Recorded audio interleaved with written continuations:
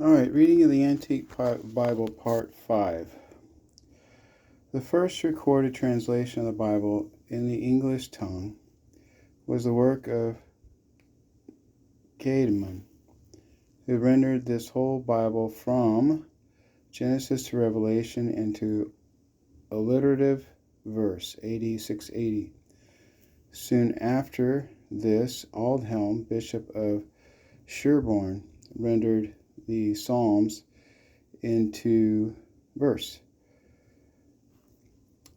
Bede translated John's Gospel AD 735, and Alfred the Great, died AD 901, wrote or published the 4 chapters of laws from the book of Exodus because he desired that all freeborn youth of his kingdom should be able to read the English scriptures as well as to be educated generally. He had a book of extracts from the Psalms and other books made for use in his family. I know that I read that yesterday in part 4, but I'm having a problem keeping track of where I left off, so I'm just going to get in the habit of reading one half of a page per video, and that'll keep it easy. So bear with me, I'm sorry.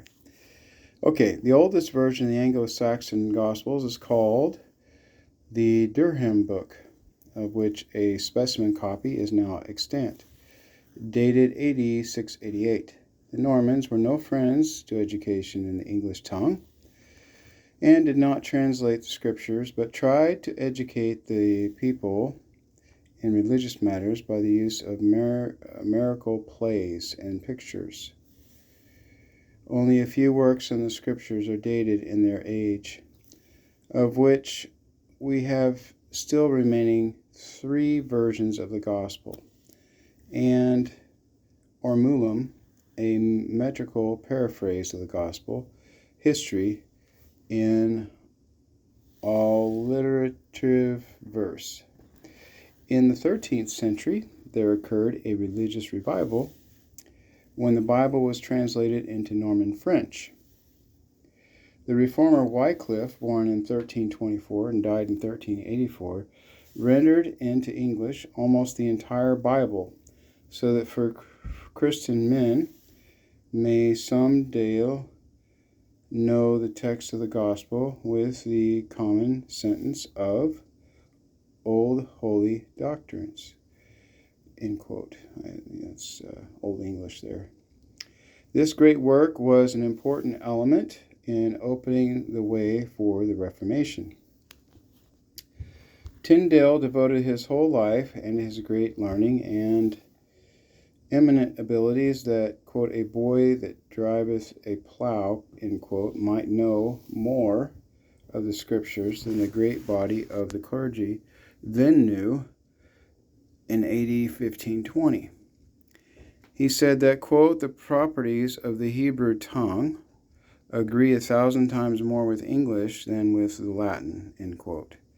This work of translating the Bible into English was bitterly opposed by the Roman Catholics, as long as they had any power in England or influence in Europe, and their wishes were seconded by King Henry VIII, who threw Tyndale into prison when, after several years of confinement, he was condemned to death by the Emperor Charles V and was put to death at Villefort near Brussels in 1536, and his body burned into ashes.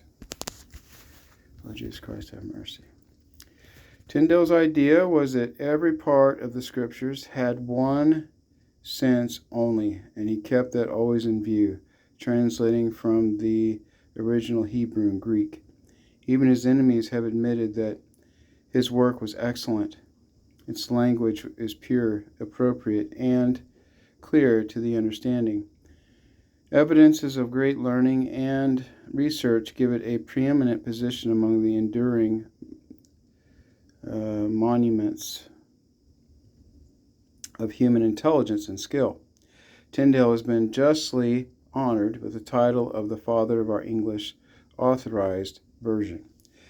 It is mournfully interesting to record in memory of his learned and faithful assistants that one of them, John Fry, was burned at the stake for heresy on account of his share in this work of a translation at Smithfield, London in 1552, and another, the monk William Roy, was put to death for the same offense in Portugal in 1553, while the third, Miles Coverdale, a priest, barely escaped death, and even while in prison for the same matter, edited an edition of the Bible in 1535, which was dedicated to the King of England.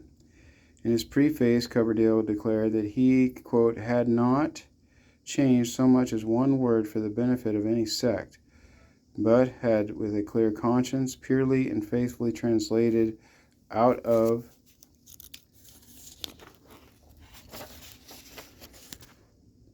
the foregoing interpreters, having only before his eyes the manifest truth of Scriptures, end quote. This was the first edition of the entire Bible that was printed in English, and was also the first authorized version. It was published in 6 volumes, folio, with marginal notes and cross-references, and illustrated with many woodcuts. So that's the end of part 5 of the Antique Bible reading, and from now on I will continue from the top of one page to the bottom of that column, and stop at the end of that paragraph so I don't get lost.